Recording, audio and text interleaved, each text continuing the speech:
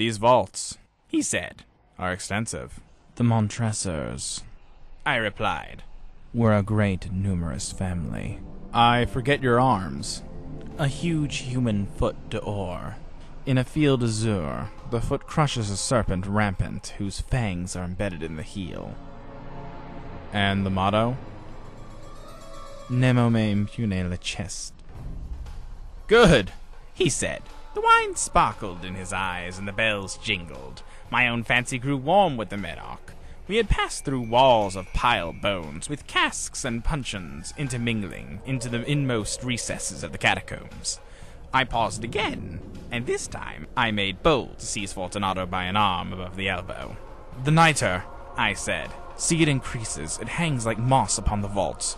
We are below the river's bed. The drops of moisture trickle among the bones. Come, we will go back. It is too late. Your cough. It is nothing, he said. Let us go on. But first, another draught of the Medoc. I broke and reached him a flagon of de Grave.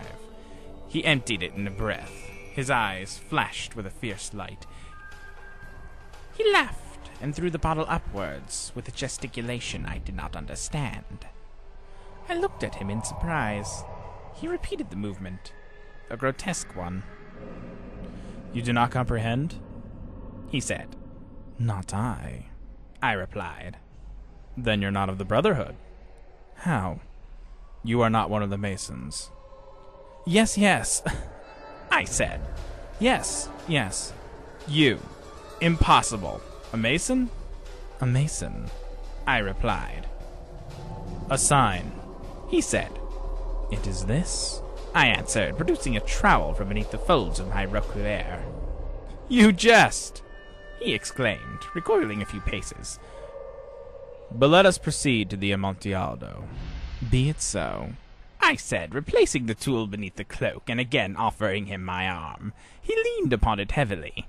We continued our route in search of the Amontillado. We passed through a range of low arches, descended, passed on, and descending again, arrived at a deep crypt, in which the foulness of the air caused our flambeau rather to glow than flame. At the most remote end of the crypt there appeared another less spacious. Its walls had been lined with human remains piled to the vault overhead, in the fashion of the great catacombs of Paris. 3 sides of this interior crypt were still ornamented in this manner. From the 4th, the bones had been thrown down, and lay promiscuously upon the earth, forming at one point a mound of some size.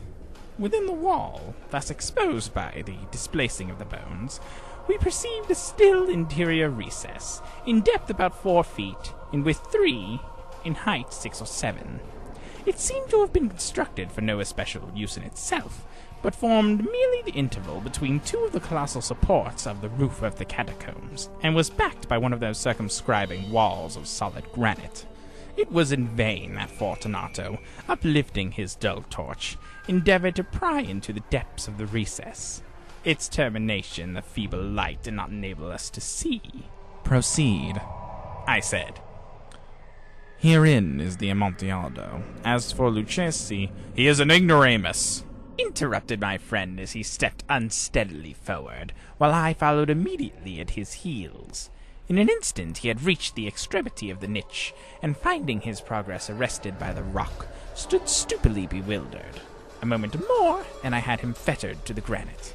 In its surface were 2 iron staples, distant from each other about 2 feet horizontally.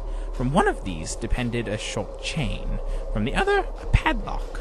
Throwing the links about his waist, it was but the work of a few seconds to secure it. He was too much astounded to resist.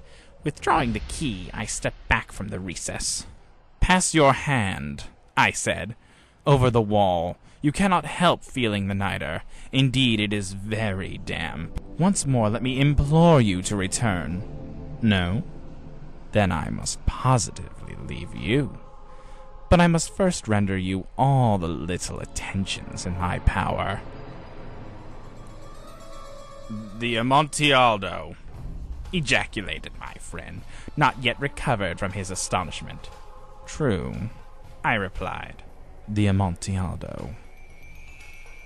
As I said these words, I busied myself among the pile of the bones of which I had before spoken. Throwing them aside, I soon uncovered a quantity of building stone and mortar. With these materials and the aid of my trowel, I began vigorously to wall up the entrance of the niche. I had scarcely laid the first tier of my masonry when I discovered that the intoxication of Fortunato had in a great measure worn off. The earliest indication I had of this was a low moaning cry from the depths of the recess. It was not the cry of a drunken man. There was then a long and obstinate silence. I laid the second tier, and the third, and the fourth, and then I heard the furious vibrations of the chain. The noise lasted for several minutes, during which, that I might hearken to it with the more satisfaction, I ceased my labors and sat down upon the bones. When at last the clanking subsided, I resumed the trowel and finished without interruption the fifth, the sixth, and the seventh tier. The wall was now nearly upon a level with my breast. I again paused, and holding the flambeau over the mason work, threw a few feeble rays upon the figure within. A succession of loud and shrill screams, bursting suddenly from the throat of the chained form, seemed to thrust me violently back. For a brief moment I hesitated. I trembled. Unsheathing my rapier, I began to grope with it about the recess, but the thought of an instant reassured me. I placed my hand upon the solid fabric of the catacombs, and felt satisfied. I reapproached the wall. I replied to the yells of him who clamored. I re-echoed. I aided. I surpassed them in volume and in strength. I did this, and the clamor grew still. It was now midnight, and my task was drawing to a close. I had completed the 8th, the 9th, and the 10th tier. I had finished a portion of the last and the 11th. There remained but a single stone to be fitted and plastered in. I struggled with its weight. I placed it partially in its destined position, but now there came from out of the niche a lone laugh that erected the hairs upon my head. It was succeeded by a sad voice, which I had difficulty in recognizing as that of the noble Fortunato. The voice said, A very good joke indeed. An excellent jest. We will have many a rich laugh about it at the palazzo. Over our wine. "The Amontillado," I said. Yes, the Amontillado. But is it not getting late? Will they not be awaiting us at the palazzo? The Lady Fortunato and the rest? Let us be gone. "Yes," I said. "Let us be gone." For the love of God, Montresor! "Yes," I said, "for the love of God." But to these words I hearkened in vain for a reply. I grew impatient. I called aloud. "Fortunato." No answer. I called again. "Fortunato." No answer still. I thrust a torch through the remaining aperture and let it fall within. There came forth in return only a jingling of the bells.